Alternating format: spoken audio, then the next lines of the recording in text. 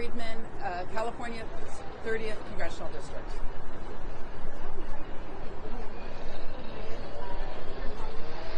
It's very exciting. It's a huge honor, and it's starting to feel real to me. Yeah.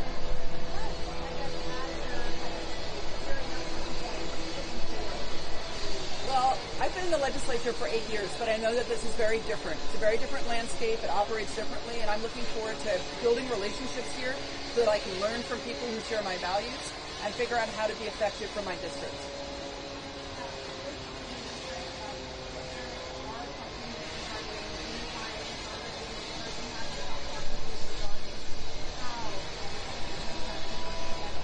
The most important thing for everybody should be that we're delivering for the people of the United States.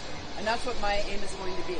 And I know that there's going to be disagreements, but I'm hoping that we can find common ground about things that we all agree on, like making things easier for people who are struggling right now, like getting people who are homeless off the streets, like building the housing that we need for everybody, like making sure that everyone in America can access high-quality medical care, making sure that all students can go have a good education, and if they want to, can access higher education. This should be universal values, so I'm interested in building bridges with people who are interested in delivering.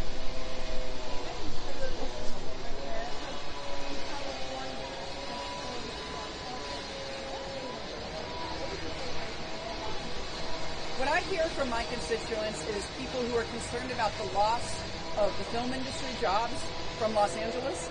As a former film industry executive and a producer, I want to be that voice to people here in Washington to understand how important that industry is for the entire economic ecosystem in Los Angeles. And I think that given my past experience that I'm uniquely able to explain how the film industry is a driver of so much opportunity in Los Angeles, of people from all over the country who want to come to LA for those creative industries, for so many of our small businesses that are ancillary to the film industry, and hopefully find ways of stabilizing the industry and bringing jobs back into Los Angeles.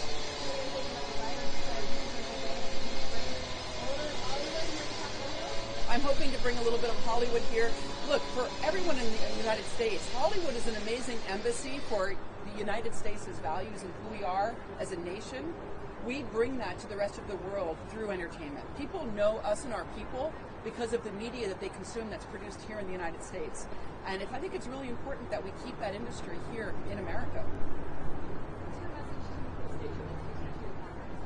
I'm sorry? What's your message to your constituents? My message is that I know that for a lot of people, they were deeply disappointed in the election, and they're worried about us being able to maintain the values that we care about, whether it's protecting people who are vulnerable or making sure that we protect the environment and push back on climate change. And I'm determined to fight every day for the values that my district holds.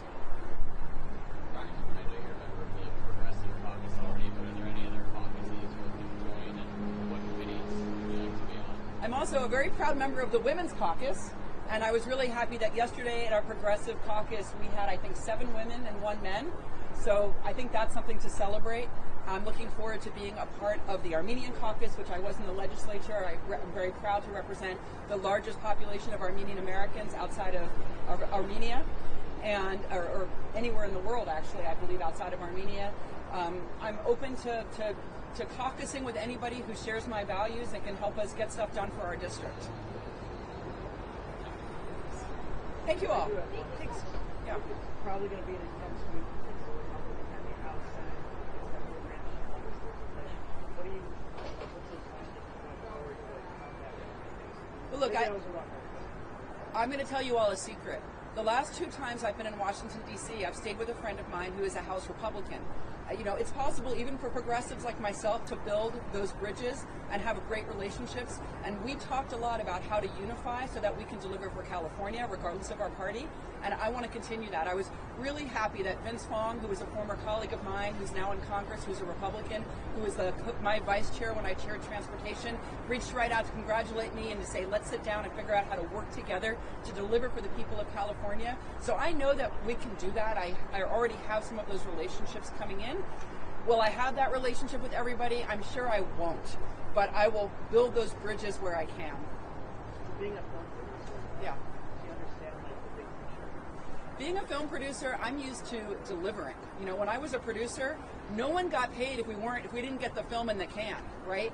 We don't get points here for trying, we get points for delivering, and that's always been my attitude when I've been a policymaker, and that'll be my attitude here. Are there any committees you look to? You know, I will serve where I'm needed, but having chaired transportation and having spent I think it was almost 8 years on the Metropolitan Water Board, I would really like to continue my work in infrastructure. You know, that's a place where I think we can find bipartisan solutions by making sure that we invest in the right infrastructure that serves us in terms of climate resiliency and also makes our state stronger. So I'd love to keep working on transportation, water, and power and renewable energy. Also, I know for the film industry, being on judiciary helps a lot because of the issues around AI that's so scary to a lot of my constituents, so threatening, and also around copyright to make sure we protect American content creators. So I'd love to also be able to continue to lean in and work on those issues. Okay. Thank you all. Thanks.